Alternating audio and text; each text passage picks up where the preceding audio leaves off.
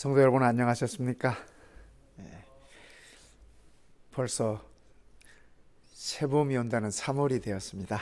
우리 모든 성도님들 가정마다 또 이 요란하고 혼란스럽고 복잡한 이 현대 생활 가운데 하나님의 은혜가 풍성하게 임하시기를 간절히 바라겠습니다.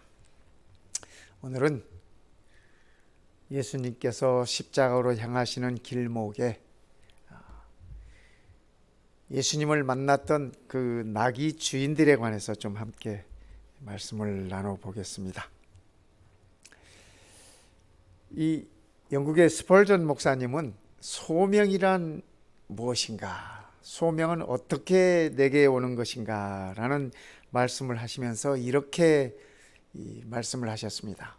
소명이란 내게 있어서 가장 귀하게 보이는 것이 소명이다.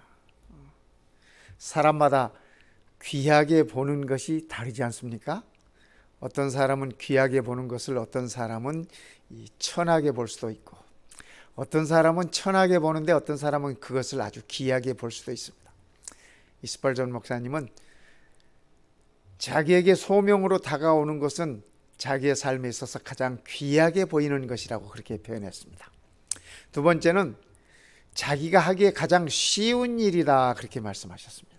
소명이란 내가 힘들게 억지로 하는 것이 아니라 내가 그 일을 함으로 인해서 가장 쉽게 할 수 있다라고 하는 얘기를 하셨습니다. 그리고 그 일을 하면서 가장 즐거운 일이 되는 것이 소명이다 그렇게 표현하셨습니다. 성도 여러분, 그러면 오늘 우리에게는 어떤 소명이 느껴지십니까?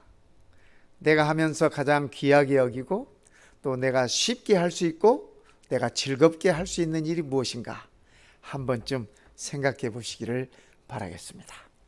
오늘 본문 말씀을 보시겠습니다. 누가복음 19장 28절 35절에 있는 말씀입니다. 오늘 예수님을 만났던 이 나귀 주인들의 얘기는 마태, 마가, 누가, 요한복음, 사복음서에 공이 기록되어 있습니다. 예수님의 사역 가운데 이 사복음서에 다 기록되어 있는 사건이 많지 않습니다. 네, 오늘 이 만남이 사복음서에 다 기록이 되어 있어요. 그래서 우리는 이 만남이 얼마나 중요한 만남인가 하는 것을 우리는 깨달을 수 있습니다.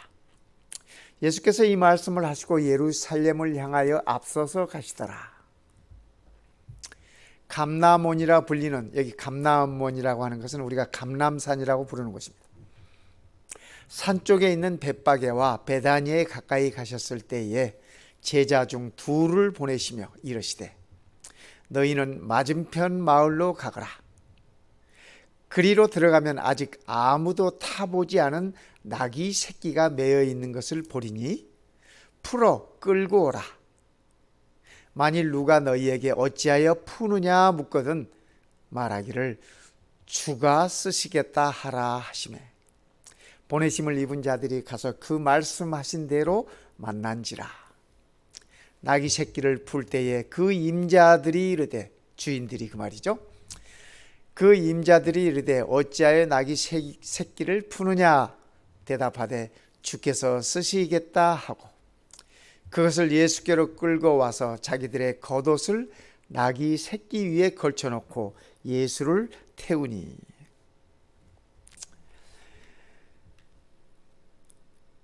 예수님께서 그 베다니에 나귀가 매어 있는 것을 어떻게 아셨을까요? 물론 예수님이 하나님의 아들이시니까 다 아시니까 알으셨을까요? 또 어떻게 그 주인이 선뜻 나귀를 내어줄 수 있었을까요? 뭐 예나 지금이나 나귀 한 마리가 그렇게 싼 값이 아닙니다. 그렇죠? 이 팔레스타인 지방에 있어서 나귀라고 하는 것은 노동력이에요. 또 그들의 수송력입니다. 그렇죠? 그 당시에 뭐 차도 있지 않을 때니까. 그래서 수송의 수단으로, 노동의 수단으로 나귀는 아주 중요한 것입니다. 그런데 어떻게 그 나귀 주인은 주께서 쓰시겠다는 그 말 하나에 선뜻 나귀를 내어줄 수 있었을까요? 마태복음 21장에 보면은 이 사건을 기록하면서 마태는 이렇게 적고 있습니다. 이는 선지자들을 통하여 하신 말씀을 이루려 하심이라. 일러시되 시온 딸에게 이르기를 내 왕이 내게 임하나니 그는 겸손하여 나귀 곧 멍에 매는 짐승의 새끼를 탔도다 하라 하였느니라. 이 말씀은 예수님께서 나귀를 타시기 전에 490년 전에 선지자 스가랴를 통해서 예언하신 말씀입니다. 어떻습니까, 성도 여러분? 우리 하나님께서 새끼 나귀 한 마리의 쓰임에 관해서 성경에 예언을 하셨어요. 물론 이 예언이 예수가 메시아라고 하는 사실을 나타내주는 사건입니다.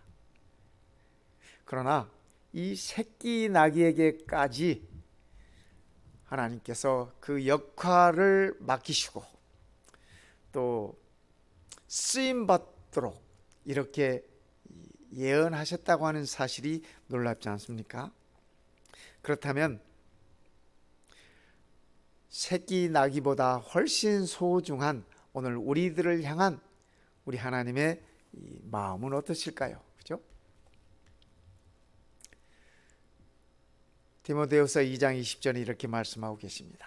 큰 집에는, 여기서 말하는 큰 집은 이 교회를 가리키는 말씀입니다. 큰 집에는 금그릇과 은그릇뿐 아니라 나무 그릇과 질그릇도 있어. 여러분, 이 그릇의 종류들이 쭉 이렇게 나열되어 있는데 보이시죠? 금그릇, 은그릇, 나무그릇, 질그릇. 이 그릇의 귀한 이 서열대로 지금 바울은 기록하고 있습니다.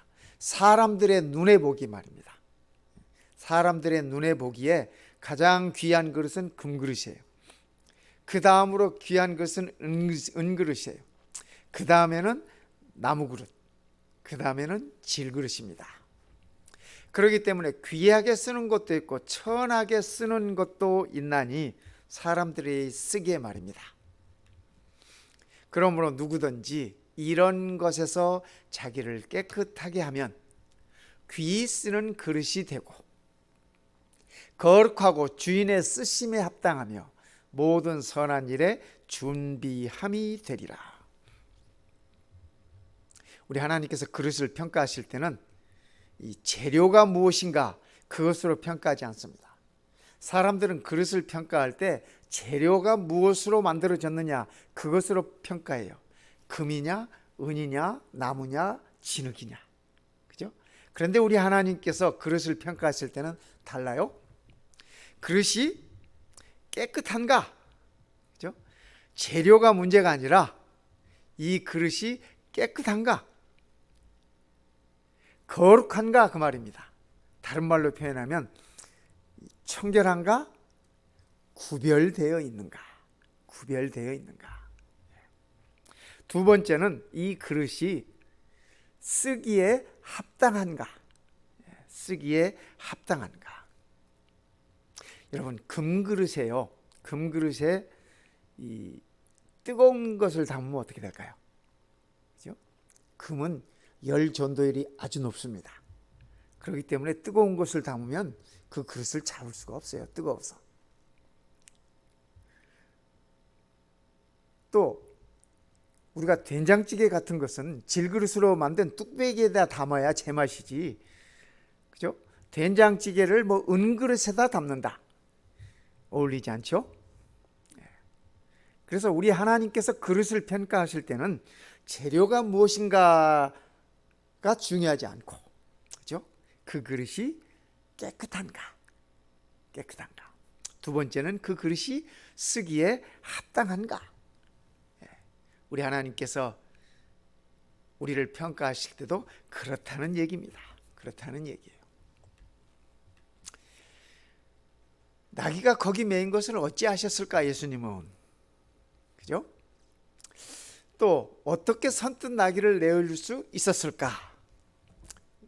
우리 한번 함께 생각해 봅시다. 여러분이 보시는 이 항공 사진이 지금의 예루살렘의 모습과 바로 그 건너편에 감람산이 있고 그 옆에 벳박이라는 동네가 있고 바로 그 옆에 베다니가 있습니다. 베다니가 있어요.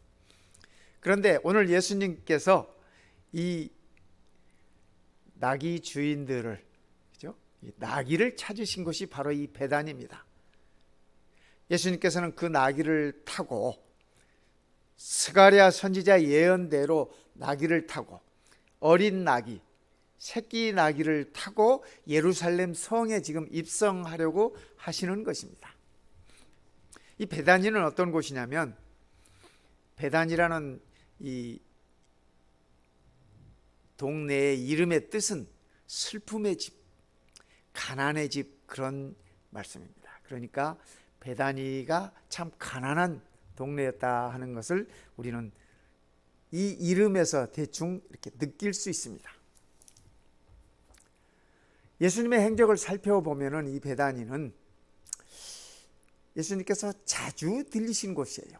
거기서 식사도 하시고 말씀도 나누시고 또 때로 자주 주무시고, 예수님께서 예루살렘을 몇 번 이렇게 올라가셨지만은 예루살렘에서는 단 하룻밤도 주무시지 않으셨어요.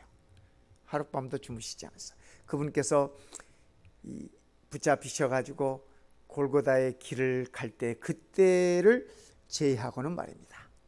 근데 늘 예수님은 이 베다니에 오셔서 사람들과 같이 어울리시고 말씀도 나누시고 또 자주 주무시고 하셨습니다. 베다니 사람들의 아픔을 알아요. 그죠? 문둥이 시몬의 집도 바로 이 베다니에 있었습니다. 시몬의 아픔도 예수님께서 아셨습니다. 시몬을 구원해 주셨죠. 문둥병을 낫게 해 주셨어요. 또 베다니 사람들의 슬픔을 아십니다. 슬픔을 아셔요. 그의 친구, 예수님의 친구 나사로가 죽었을 때 예수님은 이 베다니에 찾아오셨습니다. 찾아오셔서 나사로의 여동생들의 슬픔을 위로해 주셨습니다. 또 고통 중에 있는 사람들을 예수님께서는 그들의 친구가 되시고 그들의 희망이 되시고, 베다니가 그런 곳이었습니다. 우리가 잘 아시다시피 이 베다니에는 친구 나사로의 집이 있었습니다. 예수님은 자주 그곳에 들리셔서 마르다가 해주는 음식도 드시고 예수님의 말씀을 즐겨 듣는 마리아에게 생명의 말씀도 전해주시고, 뿐만 아니라 예수님도 그 베다니에서 쉼을 얻으시고 그분이 사역할 수 있는, 메시아로서 사역할 수 있는 힘을 그곳에서 얻곤 하셨습니다. 저는 이렇게 생각해요. 예수 안에 베다니 사람들이 있었다 그렇게 생각하고, 또 베다니 사람들 안에 예수님이 계셨다 그렇게 생각이 들어집니다. 그래서 이 베다니 사람들과 예수님과의 그 관계가 아주 밀접한, 마치 가족 같은 그런 관계가 아니었을까 그렇게 생각이 들어져요. 그러니까 어느 집에 나귀가 있고 어느 집에 새끼 나귀가 있고 훤히 다 아시는 거죠. 그 조그만 마을에. 그렇죠? 우리 어렸을 때 고향에 이렇게 자랄 때 생각해 보면 어느 집에 수저가 몇 개 있고까지 다 알아요. 뻔하니까 어디에 무엇이 있는지, 어디에 어떤 나귀가 있는지, 누구 집에 누가 아픈지, 누가 힘이 든지, 누가 어려움이 있는지 예수님은 자세히 잘 아셨던 것 같습니다. 여기가 감람산입니다. 그런데 예수님께서 베다니를 얼마나 그의 가슴 속에 있었는가 하는 것을 단적으로 우리에게 보여주는 이 성경 말씀이 있습니다. 누가복음 마지막 장 마지막 절입니다. 24장 50절부터 있는 말씀을 보면 이렇게 적혀 있어요. 예수께서 그들을 데리고 베다니 앞까지 나가사, 제자들을 데리고, 그 말입니다. 이 제자들을 데리고 예수님께서 부활하신 다음에 승천하시기 전에 제자들을 데리고 베다니까지 오셨어요. 베다니 앞까지 나가사 손을 들어 그들에게 축복하시더니, 제자들에게 축복하시는 것입니다. 축복하실 때 그들을 떠나 하늘로 올려지시니, 하늘로 승천하시니 그들이 그에게 경배하고 큰 기쁨으로 예루살렘에 돌아가 늘 성전에서 하나님을 찬송하니라. 여기 그들은 예수님의 제자들뿐 아니라 예수님을 따르던 여인들도 함께 있었습니다. 베다니 사람들도 함께 있었습니다. 예수님께서 승천하기 직전에 베다니 앞까지 가셔서 손을 들어 그들을 축복하시고 그들이 보는 가운데서 하늘로 올리워 가셨습니다.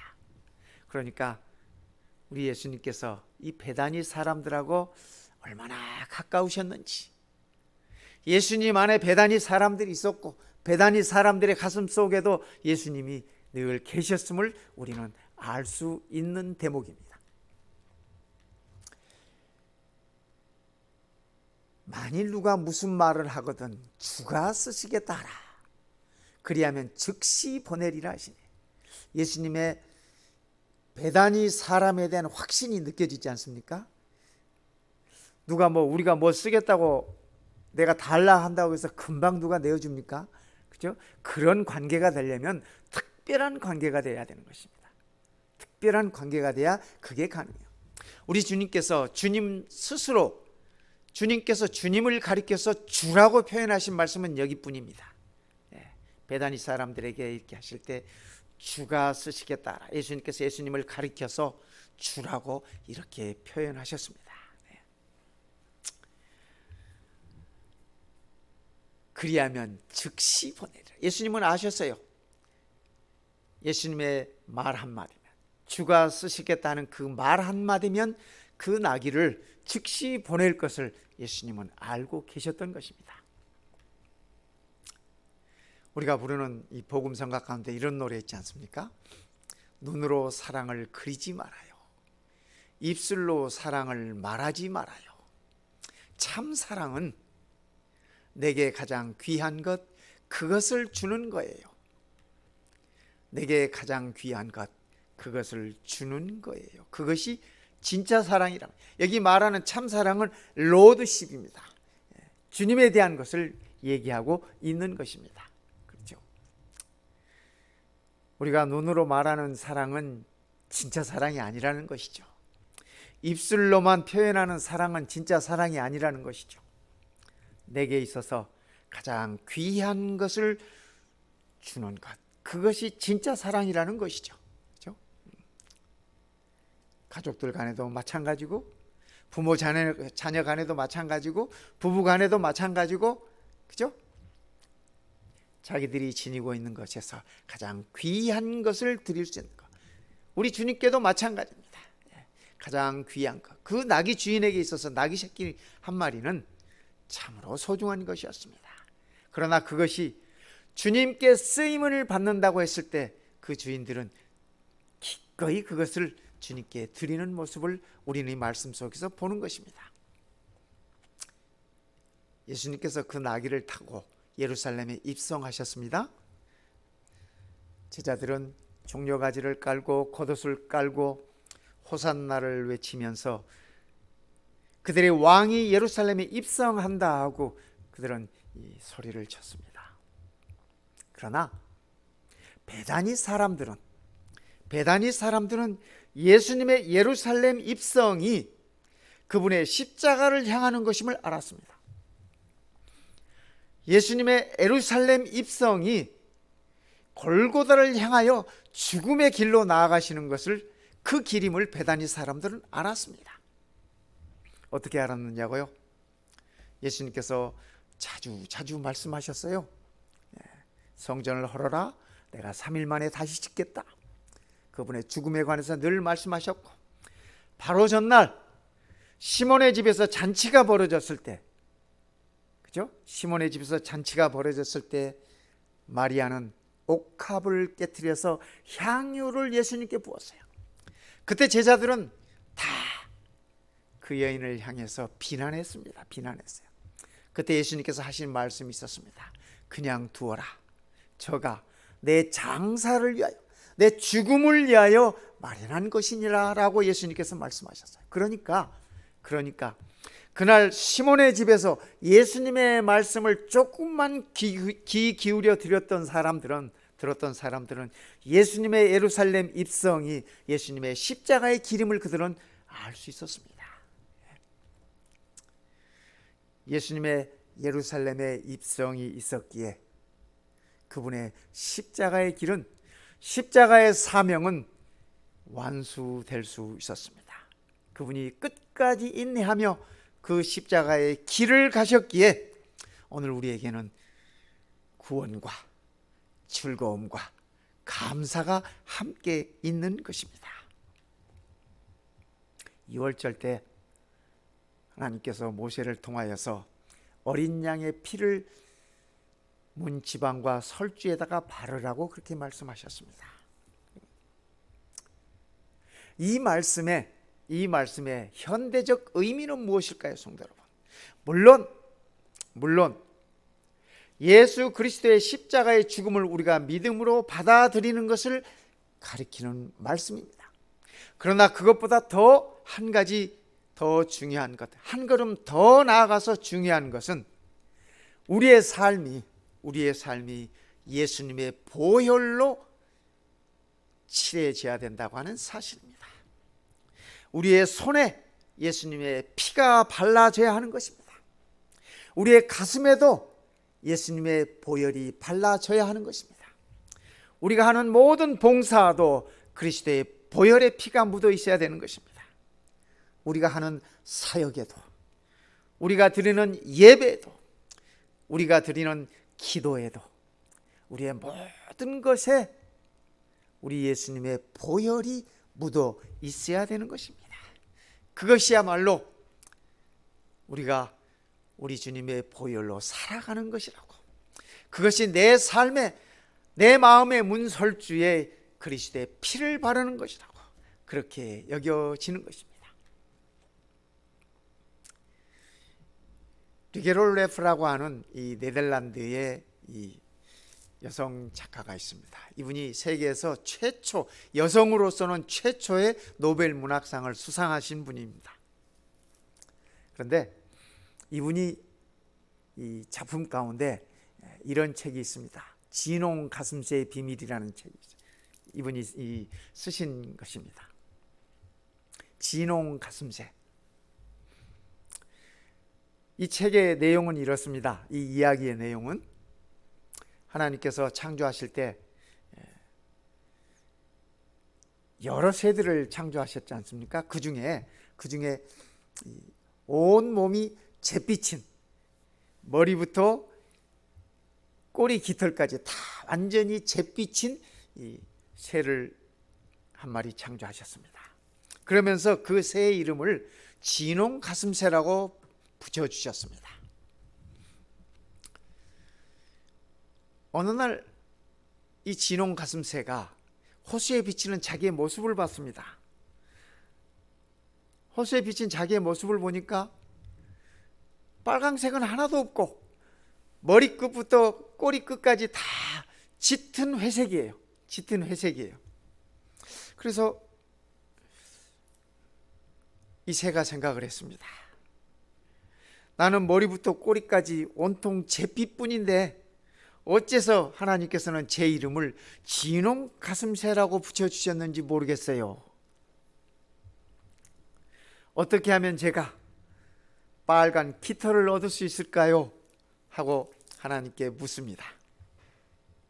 그때 하나님께서 이 새에게 일러주신 말씀이, 네가 참 사랑을 베풀 수 있게 될 때에 그 이름에 합당한 깃털을 가지게 될 것이야. 그렇게 말씀해 주셨어요. 그렇게 여러 세대가 흘렀습니다. 수백 년, 수천 년이 흘렀습니다. 여전히 이 새의 이름은 진홍 가슴새지만 그의 몸에는 아무런 이 붉은색의 깃털은 찾아볼 수가 없습니다. 그러다가 어느 한날 이 진홍 가슴새가 이렇게 보니까 십자가 위에 어떤 분이 이렇게 매달려 있는데 머리에는 가시관을 쓰고 그 가시 때문에 이마에서 피를 흘리면서 있는 사람을 보았어요.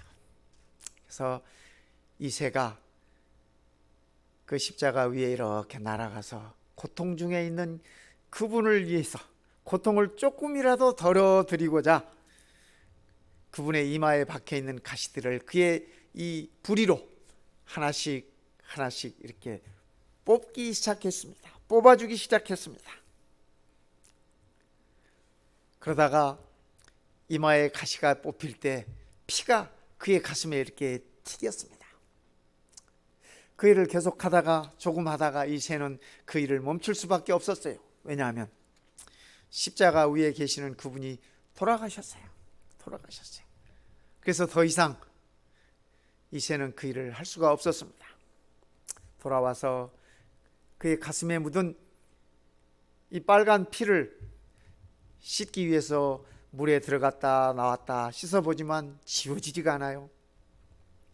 시간이 흐르고 이 새가 어미새가 되어서 이제 새끼를 낳고 했는데 새끼새의 가슴에도 똑같이 진홍색의 깃털이 생기는 것입니다. 요렇게 말입니다. 이 새가 이 진홍 가슴새입니다. 뭐 진짜 그랬다는 게 아니라 이 작가의 이야기가 그렇다는 얘기예요. 저는 이 이야기를 보면서 이 진홍 가슴새의 이야기야말로 하나님께 쓰임받는 우리들의 이야기가 아닐까 그런 생각을 해봤습니다. 주께서 쓰시겠다 할 때 언제든지 참 사랑으로 표현할 수 있는 그런 사람 말입니다. 저는 이 해외 선교 다니면서 참 많은 분들의 도움을 받았습니다. 안경점을 LA에서 이렇게 운영하고 계시는 집사님 네 분이 계시는데 이분들은 제가 페루에 선교 갑시다 그러면은 언제 가세요? 알겠습니다. 그러고 따라 나셔요. 2주일 동안 문을 닫고 가게 문을 닫고 따라 나서는 거 여러분 그거 예수님을 향한 참사랑이 없으면 불가능한 것입니다. 그렇지 않습니까? 또 필요한 의사 선생님들께 중국에 농어촌 선교 가십시다 하면 2주일 오피스 문을 닫고 또 따라 나셔요. 대단한 분들이지 아닙니까? 큐바로 중국으로 페루로 말씀드리면 언제든지 기꺼이 따라 나서시는 분들이 있어요. 저는 이런 분들을 많이 봤어요. 소아과 의사, 내과 의사, 치과 의사, 한의사, 물리치료사, 간호사, 약사, 그리고 의료진이 아니라 할지라도 가면 잡일을 하는 사람도 있어야 되지 않겠습니까? 하면서 따라 나서는 분들도 계세요. 이분들이 모두가 다 저는 진홍 가슴새라고 그렇게 여겨지는 것입니다. 어느 여집사님이 하신 얘기예요. 어느 날 자녀들에게 과외 공부를 시키셨어요. 과외 공부를 시키셨는데 영어도 시키고 수학도 시키고 이렇게 자녀들을 잘 양육하기 위해서 과외를 시키는데 어느 날 이 집사님이 집에서 성경을 이렇게 보시다가 성경을 읽으시다가 갑자기 그런 생각이 드시더랍니다. 왜 우리 자녀들에게 성경 과외는 안 시키지? 그런 생각이 드시더라는 겁니다. 그래서 우리 자녀들에게 그분이 아들 하나 딸 하나 있어요.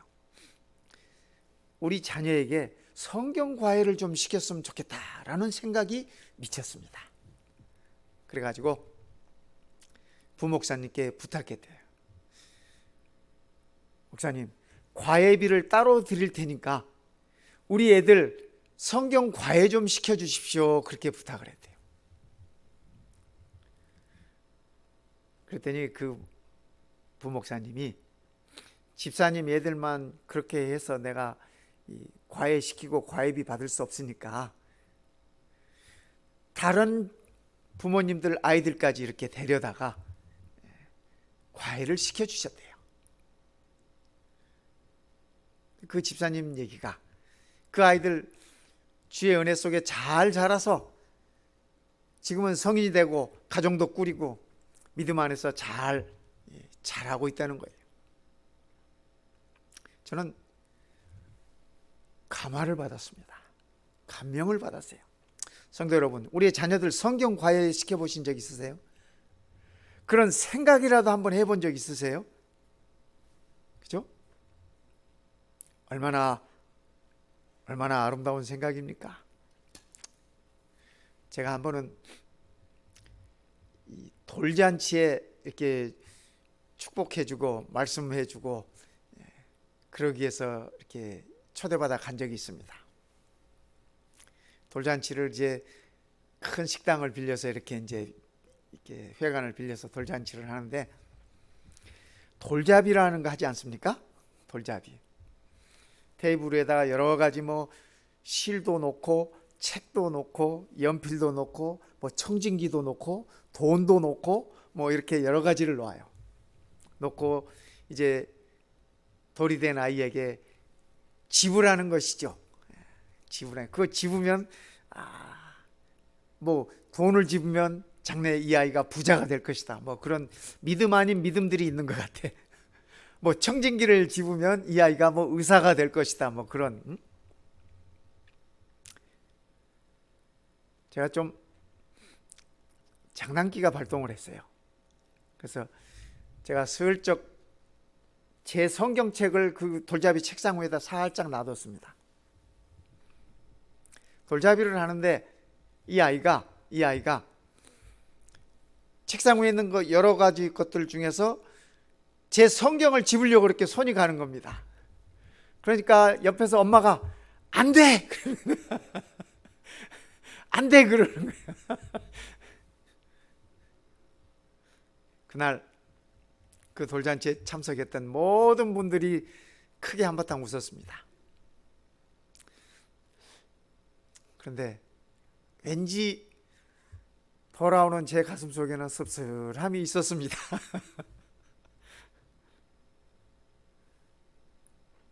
성도 여러분, 주께서 쓰시겠다 할 때, 그렇죠? 주께서 쓰시겠다 할 때 우리가 기꺼운 마음으로 드릴 수 있어야 되지 않겠습니까? 그것이 내 자신이 되었든 내 자녀들이 되었든 내가 지니고 있는 그 무엇이 되었든지 말입니다. 우리 가슴에도 예수님의 보혈이 묻었으면 좋겠습니다. 우리가 하는 모든 봉사들, 우리가 하는 모든 구제들, 우리가 하는 모든 사역들, 우리가 하는 모든 예배도, 기도도, 찬양도, 이 모든 것들이 이 베다니의 두 주인처럼 말입니다. 이 두 주인, 제 생각에는 어쩌면 그 두 주인이 부부가 아니었을까 그런 생각이 들어져요. 낙이 주인인데 두 사람으로 표현하고 있는 걸 봐서 말입니다. 오늘 우리들에게 예수님의 보혈이 우리의 삶 속에 깊이 뿌려졌으면 좋겠습니다. 우리의 쓰임을 통해서 우리 예수님께서는 예루살렘 입성하시고 그 일을 통하여서 그가 메시아이심을 밝히 드러내실 뿐 아니라 우리를 위한 십자가의 길을, 골고다의 길을 당당하게 가실 수 있는 것이었기 때문에 그렇습니다. 우리 함께 다음에 찬양을 들으면서 우리 예수님의 보혈에 관해서 한번 생각해 보십시다.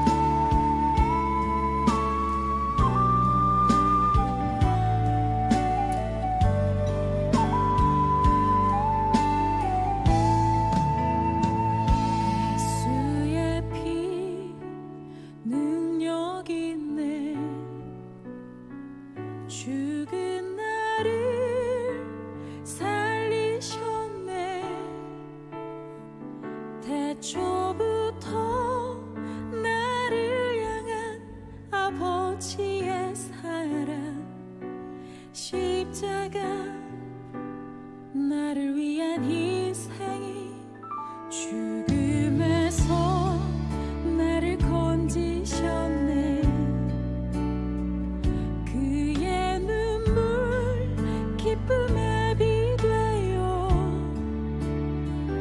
온 세상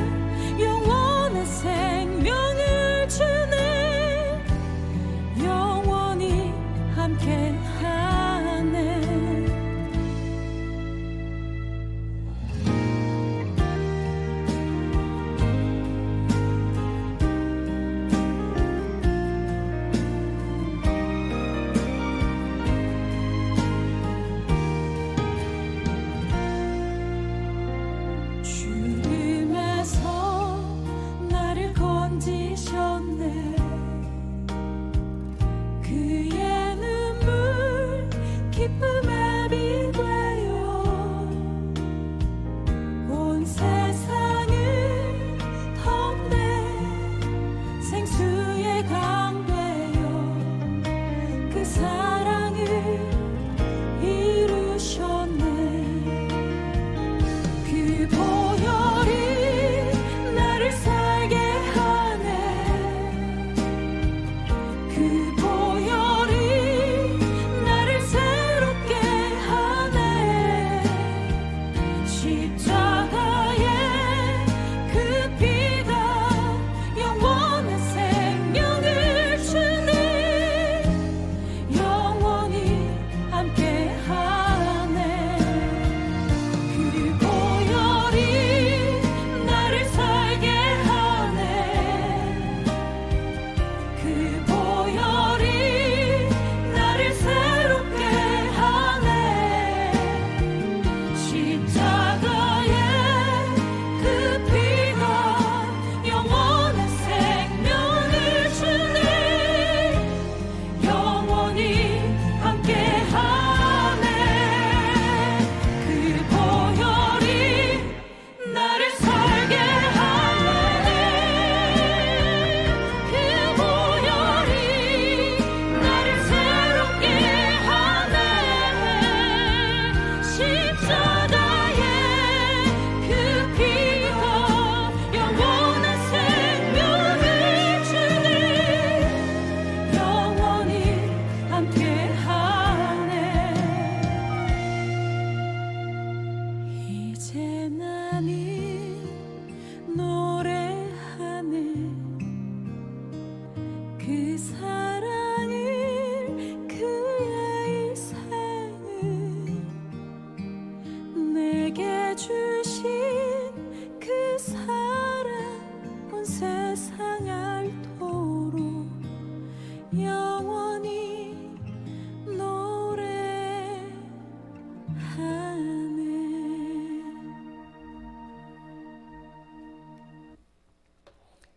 기도하겠습니다.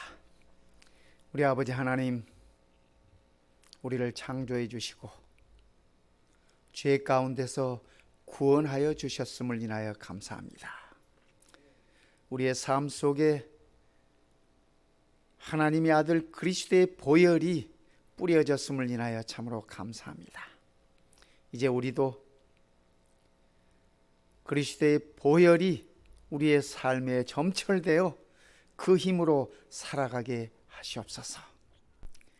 보혈의 힘으로 세상을 이기게 하여 주시옵소서. 오늘 우리 모든 성도들 가슴마다 그리스도의 보혈이 뿌려지게 하시고 그 힘으로 영원한 생명으로 이어지는 당당한 하나님의 자녀 되도록 축복하여 주시옵소서. 우리 주님 예수님의 이름으로 감사하며 기도드립니다. 아멘.